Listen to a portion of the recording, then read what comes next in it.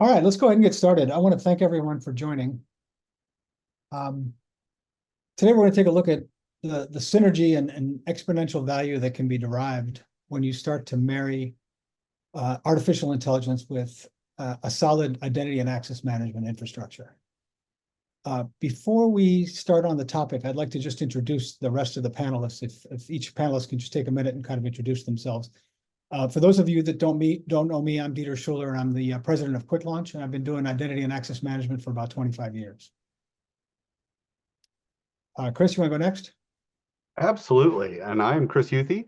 I'm the Chief Product Officer at BlackBeltHelp, and I've been in the higher ed industry for about 20 years, just trying to keep making the industry easier to navigate for our students. Damian, I'll turn it over to you. Thank you, Chris. Hello, everyone. My name is Damian Clarke. I'm the Vice President of Technology here at Alabama State University in Montgomery. I've been at the institution a little under 2 years, but worked at various institutions of higher ed for the past 20 years. Nice to be here with all of you. Great. Let's take a look at the topic. Adam, if you go to the next slide, please. I think we have seen that higher institutions are facing some significant pressures. Those include cost cutting and budget reductions. For many of you, you're seeing a decrease in enrollment, more effective resource optimization, and certainly the requirement to improve the student experience, to increase enrollment, to improve engagement, and to do a better job with retention. So to that end, many schools have implemented two solutions independently, right, to kind of address some of these issues. Those are, on one hand, chatbots, outsourced help desk, and putting on top of that AI. So Adam, if you can go to the next slide. And this buys schools a number of things, right? It buys them the ability to provide 24/7 access to their constituents, primarily students, but all constituents. And what's nice is that students now have the option of not necessarily having to speak to a person if they don't want to, but they can, right? And they can do it on their own time. What's even nicer is that it lowers costs significantly, right? Because if you can delegate a lot of this to a chatbot versus a human, that's a lot less expensive. If you can outsource it and do it offshore, that's a lot less expensive. On the other hand, schools have also implemented identity and access management solutions.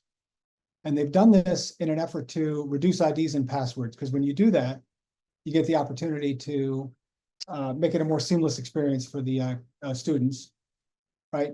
They've done this to reduce login prompts, right? So if you can log in once versus having to log in multiple times into multiple applications, that makes it a more seamless experience. And then they've implemented self-service account activation and self-service password reset functions, because when you do that effectively, you can take the load off of people, have those people do more valuable and important things, right, and put the load onto software. So I've got schools that are telling me that they're getting upwards of 500 help desk calls a week during peak times. Each help desk call costs them $25. Depending on how they do this, right? And so by being able to reduce that by 80% or eliminate that, they can save some significant money and do a much better job of optimizing their resources more effectively. So what I'd like to do next is explore the value of each of these independently, and then look at what the value, the exponential value that you can derive is when you start to combine these and integrate these effectively. So I'd like to turn it over to Damian. Damian is going to talk a little bit about the value of chatbots and outsourcing their help desk and putting AI on top of all of this. Yeah, thank you. So we initially had, like most institutions, a help desk solution where, our stakeholders would create a ticket, whether it's via the phone, email, or fill out a form, and it goes to the help desk ticketing system, and then we have our technicians that would monitor those tickets and respond to those tickets accordingly. That process was, while the ticketing solution was, a fairly good ticketing solution, the process itself was a very slow and manual and tedious and not customer-centric solution. So for example, someone would call on the phone because we have a high-touch type stakeholder. They want to talk to someone, especially on the staff side. And since we didn't have a chatbot before, even students wanted to talk to someone. And just dealing with that person on the phone could take 10, 15, 20 minutes. And again, the phone is ringing. We don't have enough bodies to answer those calls. So it would appear that every time you call IT, no one is answering the phone, when in reality, we are overly busy on the phone dealing with all of the calls we would be getting. And as mentioned, during high peak hours at the beginning of a fall semester, things for whatever reason every year seems to go crazy, right? So wasn't something that we wanted to maintain, we wanted to keep, and it was not sustainable. So we outsourced the help desk provider to BlackBeltHelp 24/7. Went through the implementation a few weeks ago, and we've been live a couple of weeks now, and I've been looking at the analytics. And to my surprise, when we looked at the heat map of when people were engaging BlackBeltHelp, it's midnight, it's 1 o'clock in the morning, it's 2 o'clock in the morning. People want help when they need help, not when we are open or when we are available. So that was really, really a great burden that came out of our shoulders. On your previous slide, you spoke about password resets, and when we looked at our analytics in our previous ticketing system, our number one issue was people just forgetting the password. And in some cases, we would have the self-help feature out there, and they would still call, and we have to walk them through, and they would claim that they did it before and it's not working. It was just a humbug. So by outsourcing the help desk solution, by quote unquote training BlackBeltHelp on our specific issues and what to look for with our specific stakeholders, all of that is now fortunately on their laps now. I could repurpose my human resources to do more high value tasks. When we looked again at the analytics on the time, we saw people were calling all throughout the night, early in the morning, late in the night, even though from, I would say 7 to 6, or the bulk of the calls, there were quite a few calls outside of those hours. We looked at the different modes of communication. And the chatbot is something that people use heavily as well. So this is a chatbot that could connect you with a human, and they can go back and forth. Just, we all know students love their phone, even faculty and staff. So texting wasn't a new skill set to learn. It's something that people fell into really nicely. So I can't stress enough, for a small team, a small institution, very limited human resources and budget to get sophisticated help desk solutions, that wasn't an option for us. We needed an extension of our department. We needed a partner where we could move those functionality onto someone we trust, onto someone we believe that could give us the customer service that is required and expected from our stakeholders. I love that story and the idea that what I like about it the most is that we're talking about, a lot of times folks just look at IT outsourcing as simply swapping one workforce for another, right? As, hey, I don't want my people on campus to do it, let's have somebody else do it. But you hit on something that I think is critical there, Damian, which is we were never, as an institution, Alabama State was never going to have 24/7 support. We weren't going to have people overnight. We weren't going to be able to answer those questions at 2 in the morning, right? We weren't going to be able to handle all of the calls, even if we hired more people, because of the up and down and the give and the take, right? And I think that dialing in and saying we can actually deliver service above and beyond what we otherwise could have, and then actually repurpose our on-campus resources to do more important things, it sort of gets lost in translation for folks that are just comparing budgets to budgets, right? And saying, hey, but we're not just getting people to answer the phones, we're getting things that we couldn't otherwise get. So would you say that your students have noticed the service increase? Most definitely. In fact, I don't want to make this into a commercial for BlackBeltHelp. I No, give absolutely credit not. where credit is due. And one of the things I want to say, when I started this process and I looked at different providers, most providers, the course was mapped into either you do 8 to 5 or either you do 24/7. And with BlackBeltHelp, I think the default is 24/7. And when they said that, I was like, well, I don't think we really need that. And they were like, really getting it whether you want it or not. I was like, okay, I mean, if I don't have to pay more for it, then fine. But I'm a data-driven guy. When I saw the data, when I was thinking, well, 1 or 2 calls may come in midnight or 1 or 2 o'clock in the morning, there was quite a few calls that were coming in during that time. So people want help when they need it, not when we are open. We actually have pictures of folks walk, and once again, this is what happened before BlackBeltHelp. Of folks, I always tell my colleagues, whatever you're doing, take out a picture. Whatever upgrades we are making, document it. And the best way to document something is via pictures, right? So when I go and present in front of my cabinet or my board, I have a host of pictures so people could see what I'm talking about. It's not just an IT jargon presentation. People could see and relate to it. So we actually have people that will walk into the office and they would say, well, I need help with X, Y, Z. And then we would tell them to sit down, call this number, and get help.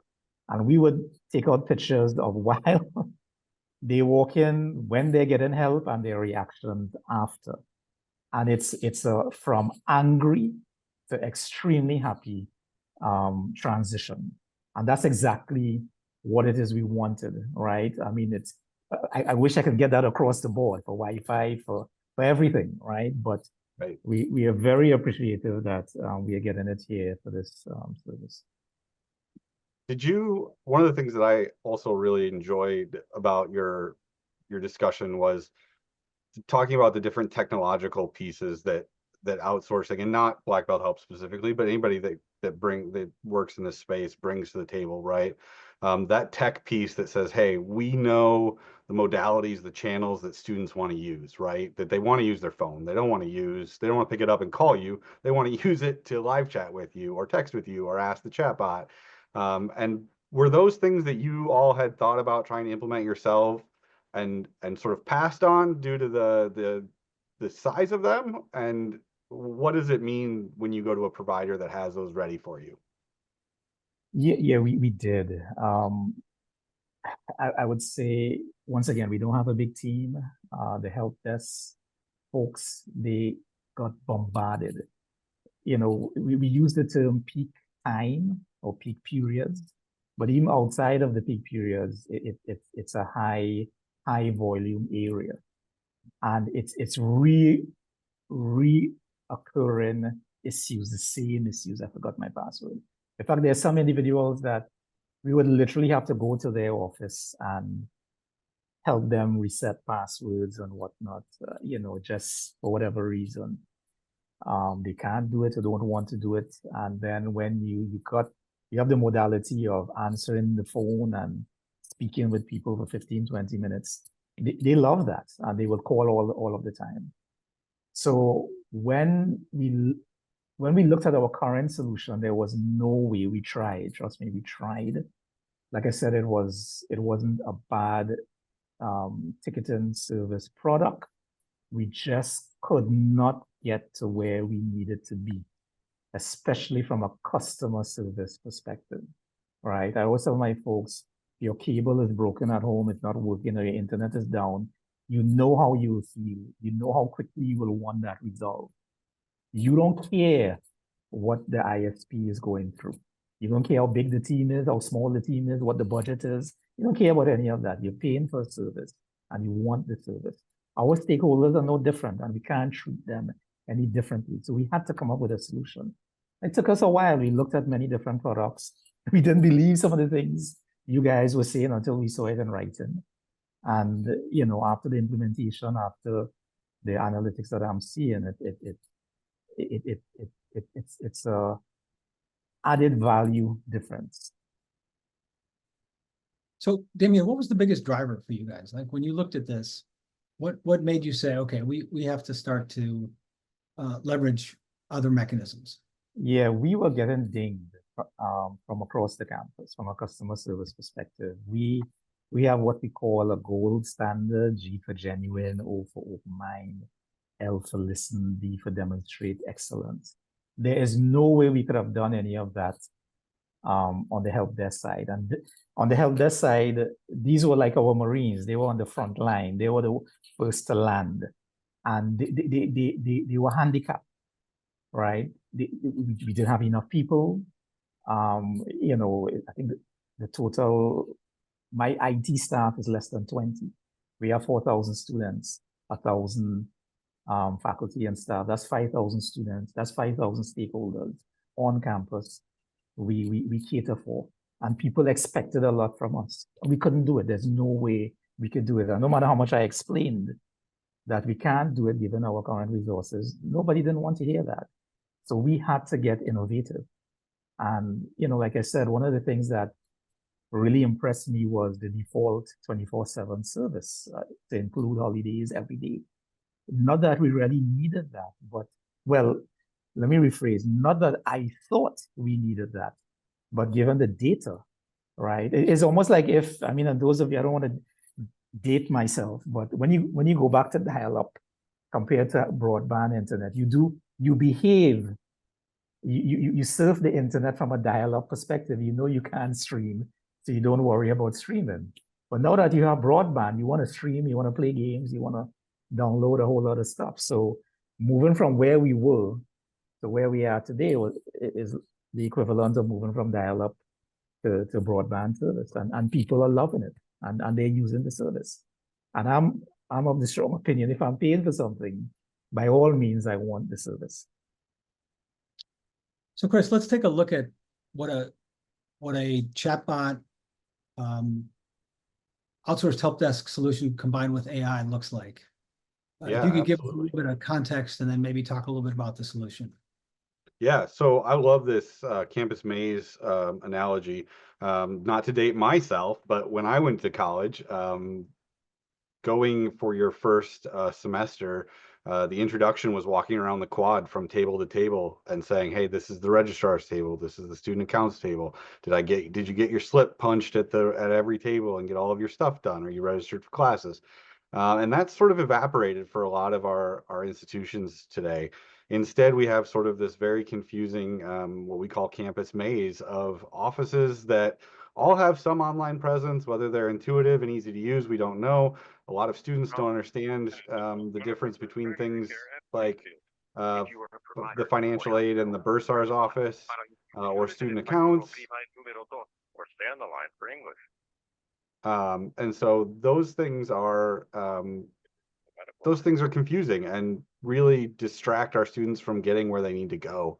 And so if you click to the next portion of this slide, Adam, yep, there you go. Thank you.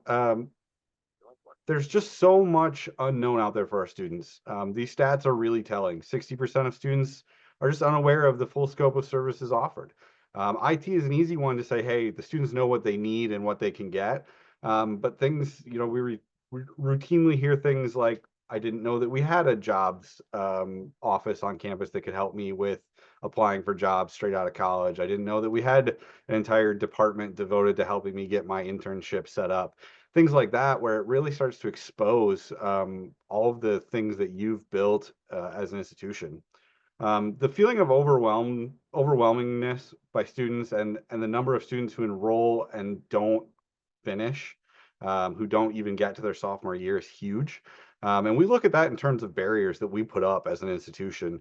Have we given them everything they need to get over those barriers? And that's what we've focused on as a company with our AI and outsourced help desk, is really giving them answers to all of the barriers and saying, hey, this is how we get to that next step in the process. This is what you should be aware of that's coming up next. And so that's really how we look at things. So if you want to hit the next slide, Adam.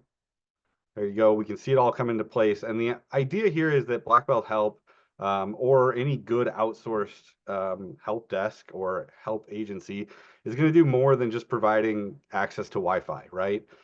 We pride ourselves in being able to help across the entire campus. We want to be the first line of defense because we can be always available 24/7 by chat, by text, by email, whatever is most convenient for that student. And we can be one place to go to get the next step and the answer, hopefully, instead of sending them out to the maze of higher education.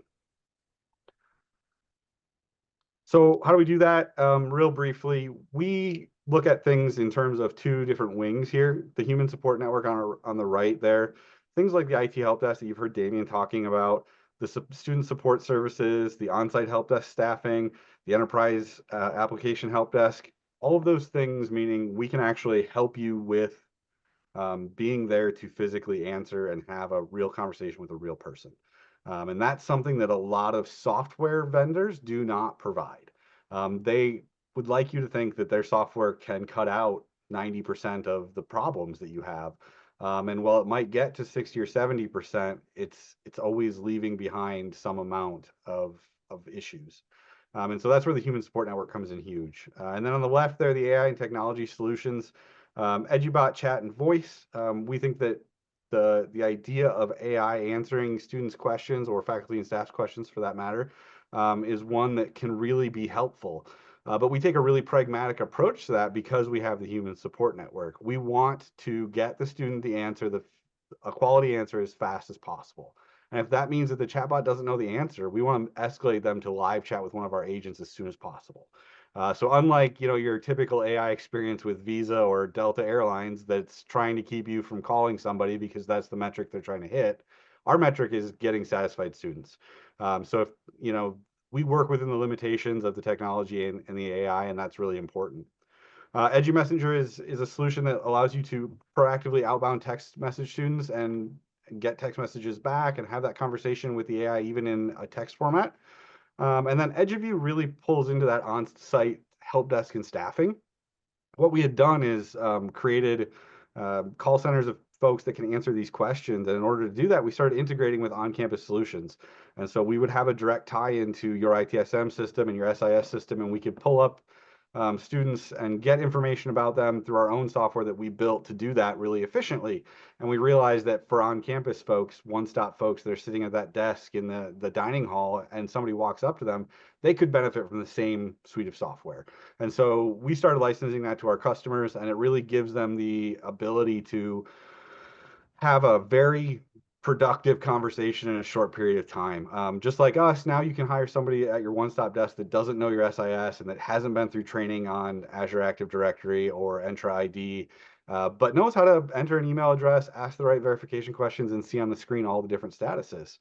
And then data and analytics is key, of course. One of the things that AI is really helpful with that we are beginning to explore and are really excited about, and we're going to get into a little bit more of when we start to combine this with the IAM is analysis of your data, looking at anomaly detection and trend detection and some of those types of things, and really helping understand what phase the student life cycle is in and what we can do to help them the most at that time, right? And reduce those barriers before the students get to them, really being as proactive as we possibly can. So that's sort of the high level overview. Dieter, I'll pass it back to you, I think,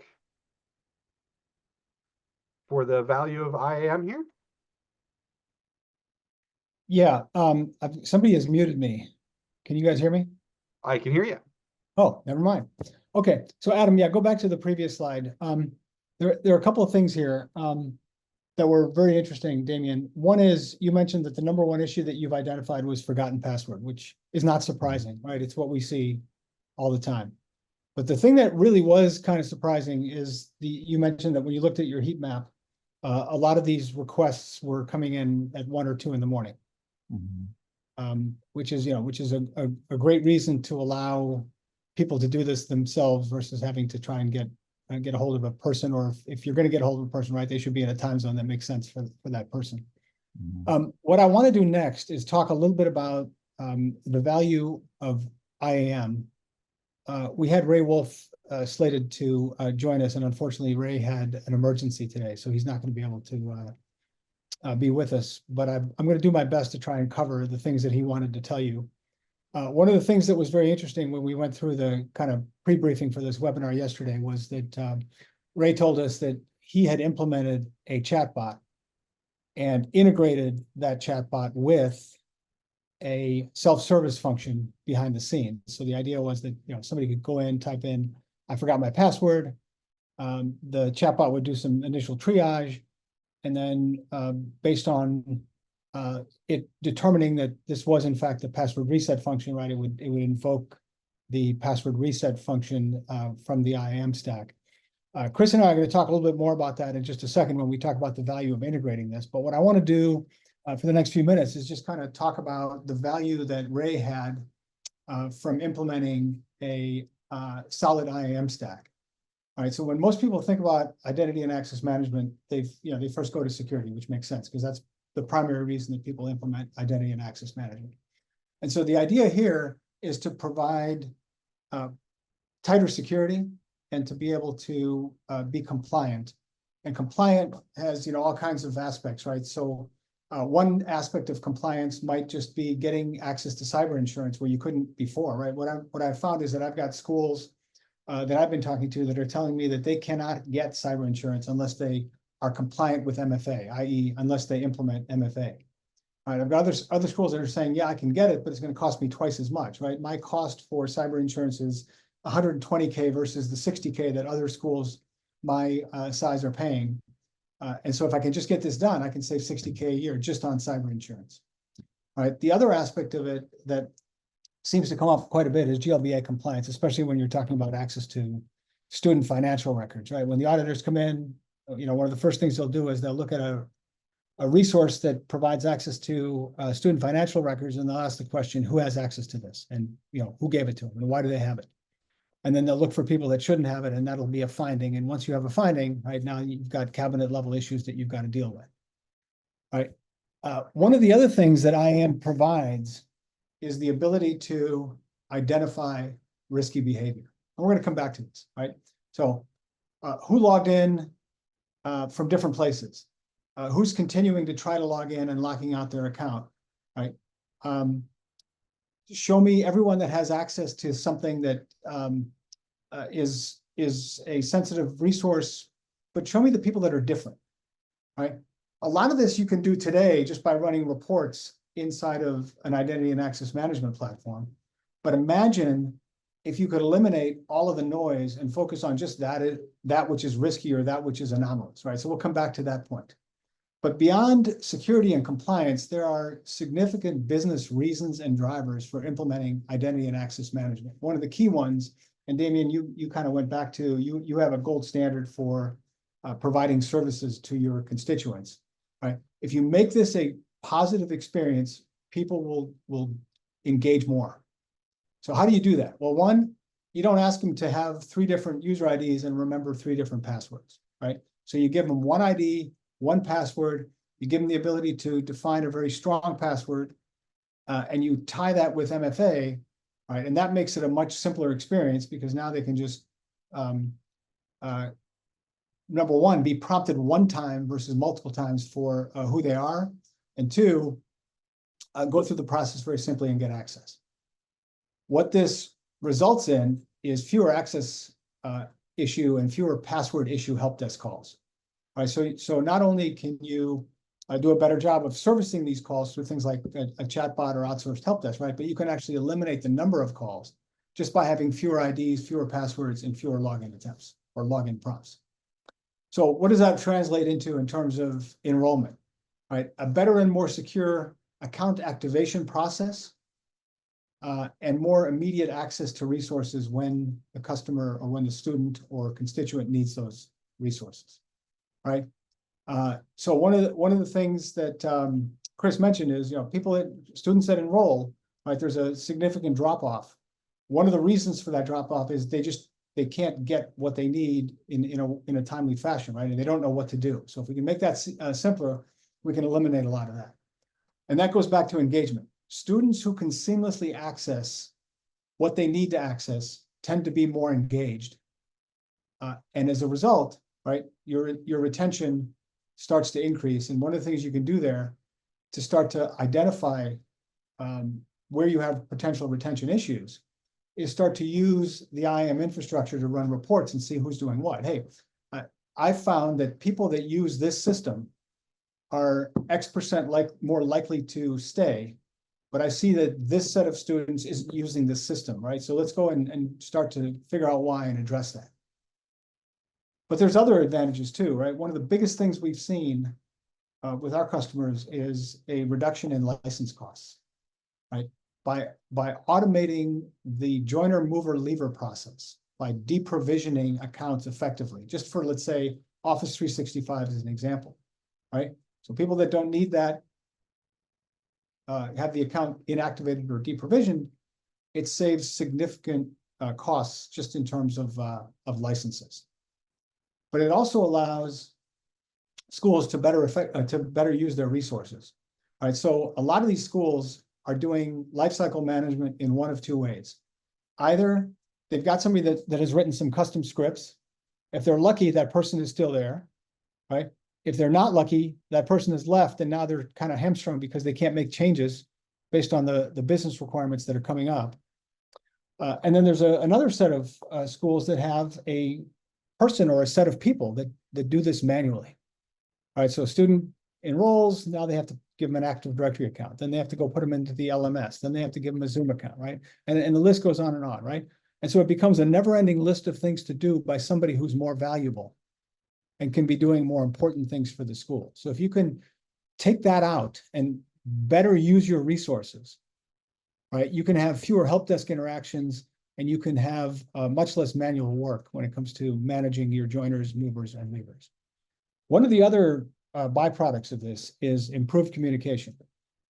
What we've seen consistently in talking to a lot of you is much of your communication is managed by group membership and Active Directory, or potentially going forward, places like Entra. So if somebody is not in the right group, they don't get important communication. If somebody is in there that shouldn't be, and you're sending out something sensitive, now you've got some potential leaks and things that you don't need leaks around, right? You've got exposure. And so one simple way to improve communication and make sure that it's effective is to make sure that you've got the right people in the right groups. And the easiest way to do that is to automate your group provisioning or deprovisioning, your membership management, based on roles or rules that are easy to understand and easy to implement.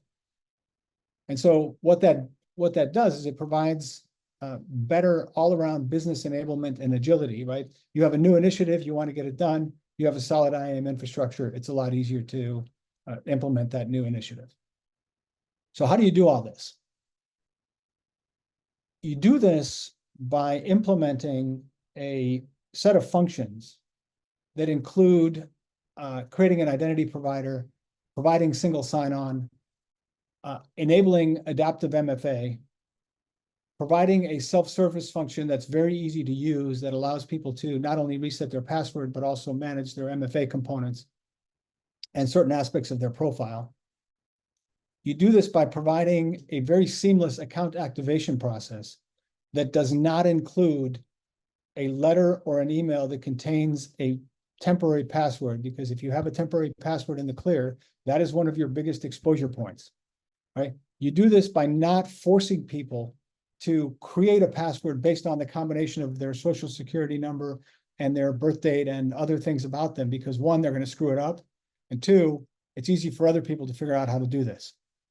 And then you do this by automating your identity lifecycle management so that all your joiners, movers, leavers automatically get not only accounts created and accounts inactivated or deprovisioned, but also all of the right group membership, right? So if somebody changes their function, right, they're a student and they're faculty, and now they stop being faculty and they continue to be a student, or vice versa, right? You do the right things so that you don't get what I would call kind of entitlement creep, right? somebody joined as a student, they got a certain set of entitlements, and they became faculty, they got more entitlements, then they left or left one of those positions, and they continued to have some of those entitlements, right? That's not good. And finally, you want to get to passwordless, where you can use all of the other MFA factors that you trust to eliminate the need for a password entirely. So with that, let's take a quick poll question. All right, what I'd like to understand is how many of you have implemented some form of chatbot with or without AI, or some form of 24/7 IT help desk outsourcing? How many of you have implemented an IAM solution? And then where I'm going with this is, how many of you have integrated those two in some way? Because the next thing I'd like to cover together with Damian and Chris is, what's the 1 + 1 = 3 when you start to integrate this stuff? So we'll give you a couple of minutes to answer these questions. I can hum the theme from Jeopardy if you guys want, or we can just wait. I'll spare you guys that, and we'll just wait. And then Adam will show us the results.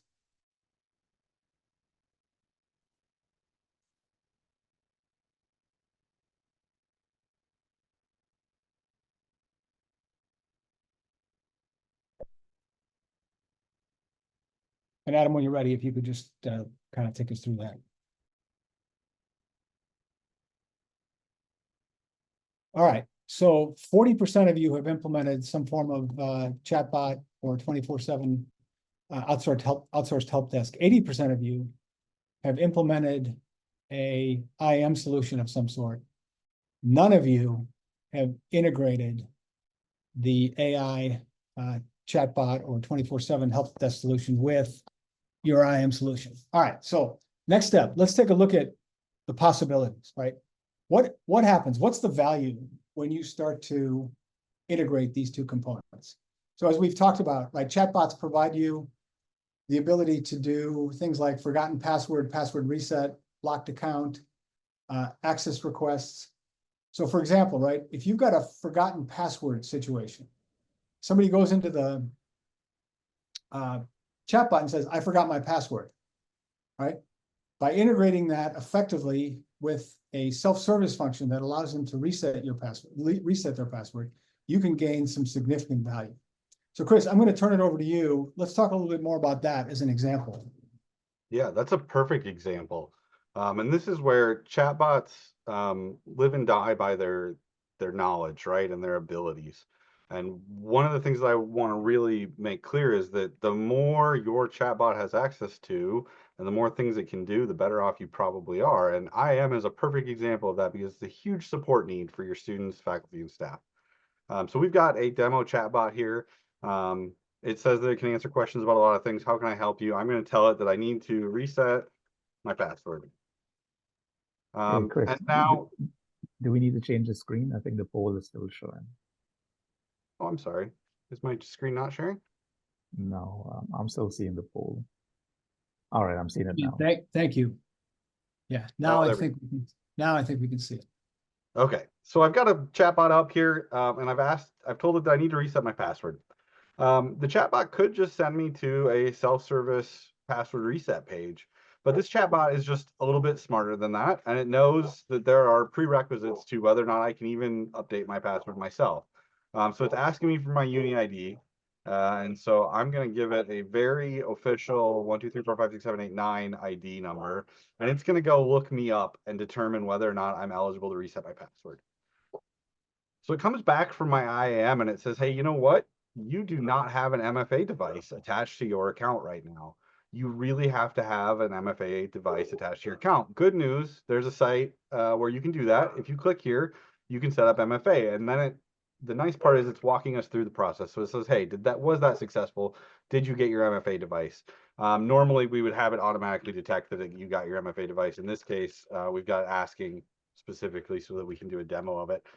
So if I say, yep, I sure did, now it says, by the way, that's fantastic. You can now reset your password by clicking on this link. What the chatbot has done is it's gone into my IAM. It said, I've got this user. I need to have them reset their password. And so it's given them the generic self-service password reset page.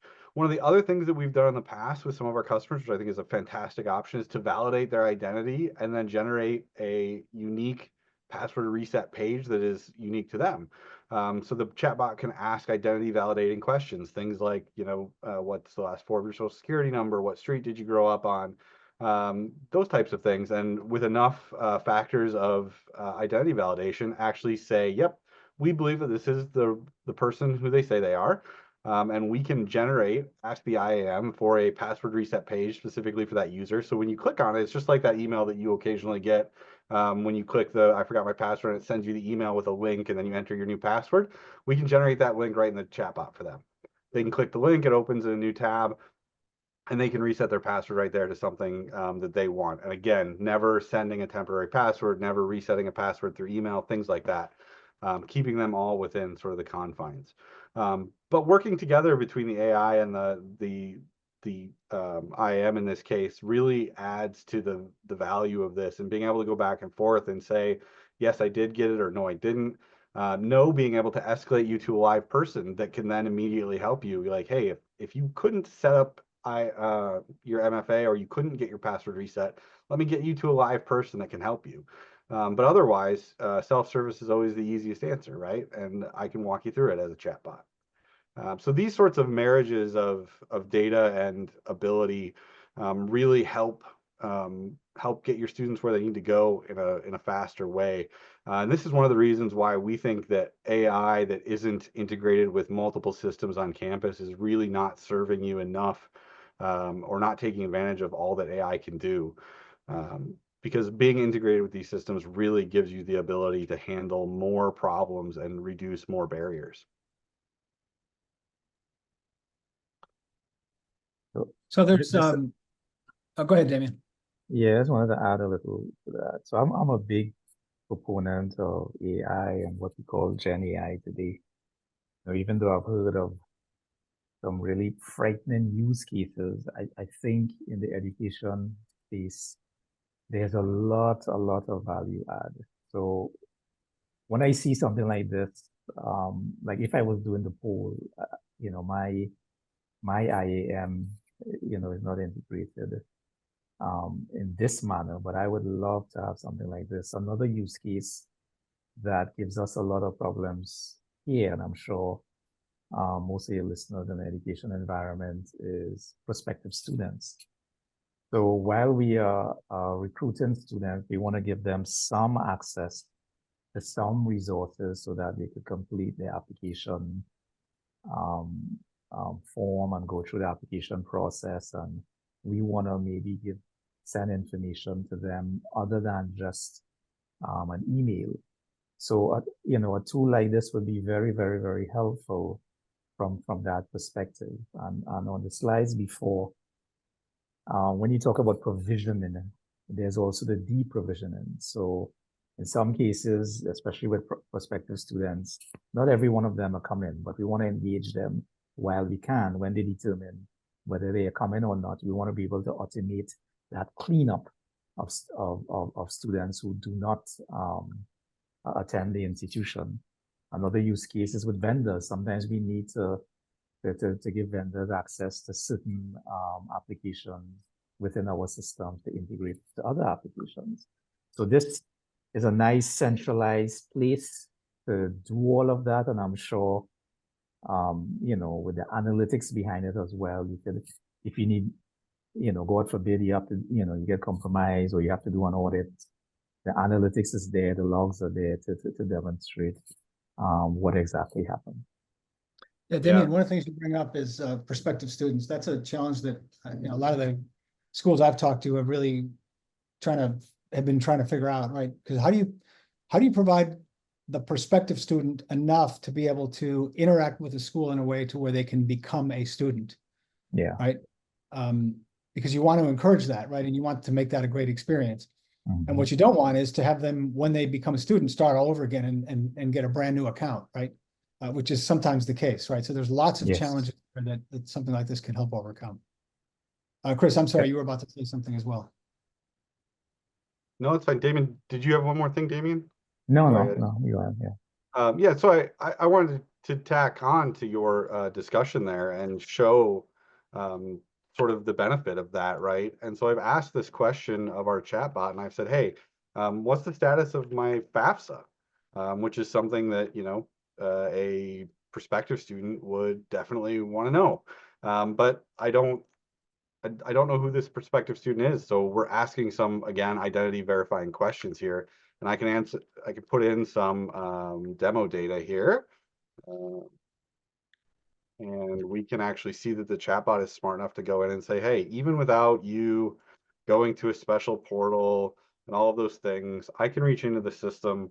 I can find the information and I can say that your financial aid application is accepted. As you can see, that was accepted for 2018, 2019. So that's a while ago. But we've also gone ahead and added on a bunch of information here. Your packaging requirements completed status is no. If it's complete, we'll do this and this. If it's not, we need you to do this, this, and this. So we've sort of yes-anded the question a bit to say, hey, as a prospective student, we want to get you moving into the next phase of that question, right? And I think you touched on one of the things, Damian, with the poll showing 0 people. That doesn't surprise me. The conversations that we have about this deeply integrated AI over and over are very repetitive. We're very scared of the chain of custody on our data.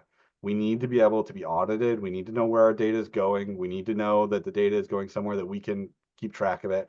And when we get into generative AI, we need to know whether that data is going somewhere and to someone that may or may not use it to train their data, train their AI, train things.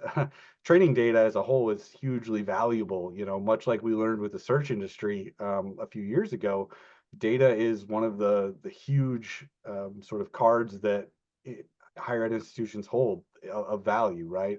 And we need that data to train models. And that's why we've really taken a very proactive approach of saying, hey, our AI models will always be in BlackBeltHelp servers. We won't be using a third party. We can show you the chain of ownership, the chain of custody on your data from step 1 through the end of returning data. We can show you that your data never intermixes with other people's data.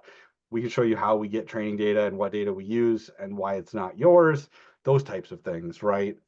So being able to use that generative AI to really start with being able to answer questions and break down barriers, and then sort of move on to that multifunctional AI, which is what we're talking about here with Dieter, and do things like anomaly detection. My favorite example was being able to say, hey, this particular account, their key card had very odd usage patterns in the middle of the night. And so we locked that key card automatically and texted the person who owned that key card and said, hey, you're not normally on campus between midnight and 4 a.m. It looks like you may have lost or had your key card stolen.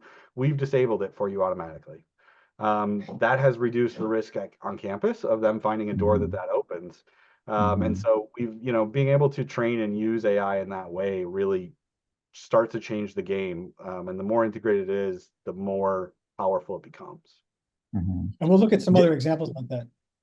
Yeah, Yeah. and I just want to add one little, a major point to the folks that's listening, because I'm trying to get into this AI, specifically Gen AI space, and I'm quickly learning that it's not just about Gen AI, right? It's an AI stack that you got to build, and the foundation is your data.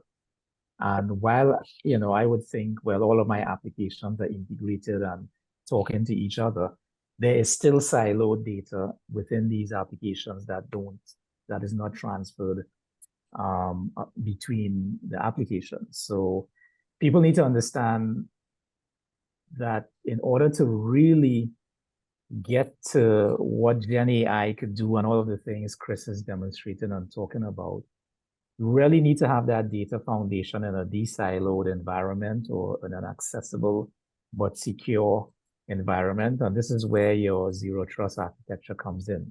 So there are things you got to do. I call it remedial work rather than really necessary work to get to the high level value of Gen AI. Now, that last use case that Chris spoke about with the access card, what I really like about that now, we all know about prompt engineering. You gotta ask, the Gen AI, the question, you gotta ask the right question. So if you don't know the question, if you don't know how to ask the right question, you're not gonna get the answer you want. Hence the reason I'm not a big fan of prompt engineering. I want a solution that is able to monitor my data in such a way that it can tell me some of the anomalies, for example, what Chris just said. So this is impressive from my point of view, because it's not just can't access. If a student has a hold, I want my Gen AI tool to tell my student, you got a hold, here's the link to deal with that hold. Or by the way, if it's a balance or a financial hold, here's the link to pay your balance, which is, one of the most popular holds that we have. Yeah. So, okay. So do I have a hold on my account? Yeah. And so that's the perfect, perfect question example, right? And that's where we really shift from, just getting data and using data to being proactive with it, right? And we go from, yeah, we can get this data and give it to you in the format that you want, in the place that you want, or we can actually start reaching out and saying, hey, we have a barrier coming up. That barrier is registration, and you have a hold on your account due to a prior semester balance, right? Like here again, we're showing you the reason. But why not be proactive about it? Why not send them a text message, which is, got a 96% open rate versus the 10% open rate of their email inbox, and say, hey, you have to register for classes in 15 days. You have a hold on your account. We need to help you get that out of the way so that you can register for classes on time and get into the program that you need to get into. And that's where AI starts to really pay dividends, because that's a report that somebody doesn't have to run anymore. That's a communication that they don't have to try and scrape that report and then build a communication plan for. Things like that we can take the burden off of staff's shoulders and really help the students is where pay dirt is hit. I did want to briefly mention, you talked about, the data preparation, and that's one of the things that we spend the most time on. I was joking with one of my associates from another company that was talking about, AI, and they're everywhere, and there's so many models, and how do you keep it all straight? And I said, well, the funny part is interchanging models and prompt engineering and sort of, using models effectively is not the hardest part of our world. The hardest part of our world is getting enough data, because all of the data that we want to talk to the AI about is not data that it's trained on realistically. That's why our retrieval augmented generation system is the most important part of our AI area, to be able to say, hey, it's great that you can ask Microsoft's AI something about a Word document, but we need to be able to ask the AI things about data that's in your SIS, data that's in your IAM, data that's in your CRM, all at once, right? Plus then overlay your student handbook and your course catalog to figure out, how this impacts the student's life. And so pulling those all together and making all of that data work in symphony means that individual AI solutions and individual applications become less valuable. And that's why a strategy for an institution to make as much of their data available into a centralized AI solution is really the long-term future, I think. And Chris, there's a number of things that I wanted to touch on that you kind of showed that might be worth exploring a little bit further. One is, when you gave the example of somebody asking a question, the way that you authenticated them was through email and last name, right? But if they have an account, you can also just invoke the IDP, Yep. and this becomes now a service provider that uses the IDP to authenticate the user. Yeah, and that's realistically our preferential way of doing it. In this case, for demo reasons, we have a more simplistic approach. But yeah, in almost all of our customers' cases, for anybody that has an account with their IAM, we're going to ask them for their single sign-on creds and act just like another one of those SPs. But I want to come back to the value of the data too. Oftentimes, one of the biggest challenges for help desk is figuring out where the problem is, right? So when somebody calls and says, I can't get access to my grades, right? What the help desk individual or the chatbot, depending on the situation, has to do is try and determine, well, why is that, right? And so typically, that's a matter of going to multiple systems and trying to correlate the data and figure out where the problem is. Oh, I see that you are a student, but I know that what determines access to grades is this group in Active Directory, which you're not part of. Right? Yep. So if I can look at those two things side by side, which is what an IAM system will help you with, right? Then I can start to make the determination that the reason you don't have access is because you need group membership over here, and I can fix that for you, or I can go through a process that gets me approvals to fix that for you. Right. Yep. And even being able to skip the 14 questions about, are you going to the right page? Do you have the right login? Are you logged in successfully? And getting straight down to, oh, well, even if you're on the exact correct page, going to the right place and you're logged in, you're not going to be able to see your grades because you're not a member of that group. But you skip over and say, even if you have to then escalate that to a live person, it means that they come into that conversation knowing exactly what the problem is and what the user needs to move on. They can then validate their identity, go through whatever steps they need to gain permission to add them to that group and get them moving instead of going saves them a lot of time. instead of going through the 47 pre-questions. So one of the things I believe, and I think, Chris, in your slide, you showed the maze and people were going around in the maze. Well, that back in your day and my day, it was a physical maze. But the only thing we have done is we have evolved to a digital maze. And now people have to go to different systems to get different types of data. So just as back then we needed a physical one-stop shop, in today's world, we need a digital one-stop shop that can do all of this. And this is where I think Gen AI is a worthwhile solution to consider to get a digital one-stop shop. And there's a phrase an article I was reading, which I wholeheartedly agree with. And the title of the article was AI is the new UI, right? When you look at the ChatGPT type interface, really and truly, that's what I want. I want to ask a question and just get the answer. I don't want to be bouncing around to different applications. I don't want 1,000 search results. I just want the answer. And we have to figure out how to, and I guess when you spoke about the RAG infrastructure.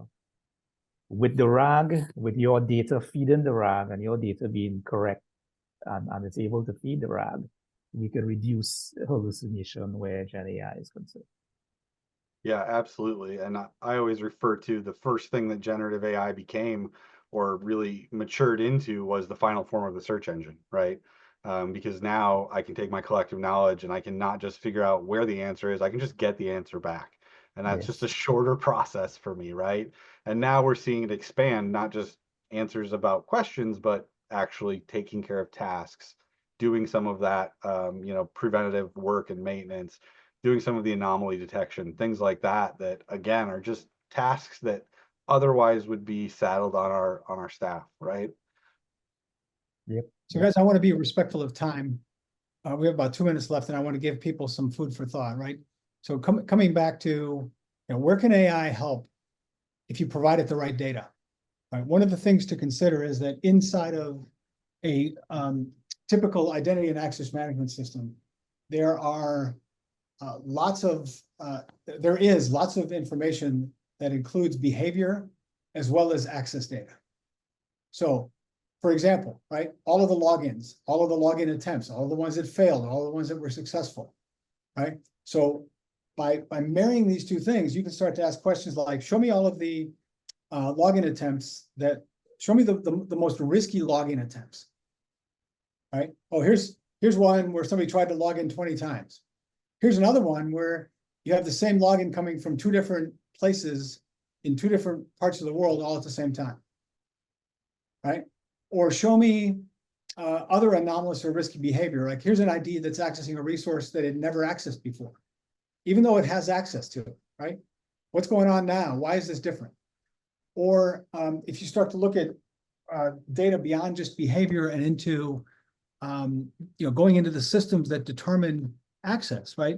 Because each one of these systems that students exist in, or that faculty or staff exist in, have entitlements, right? Here's an ID that has the same profile as all of these other IDs, but it has much more access than all these other IDs. Why is that? Well, it's because this person was previously a faculty member and they no longer are, and we forgot to get rid of that. Or they're working on a special project and they need that, and that's okay, right? those are the possibilities. So with that, I will tell you that anyone that has questions that we haven't answered, if you put them in the chat, we promise we'll get back to you and answer those.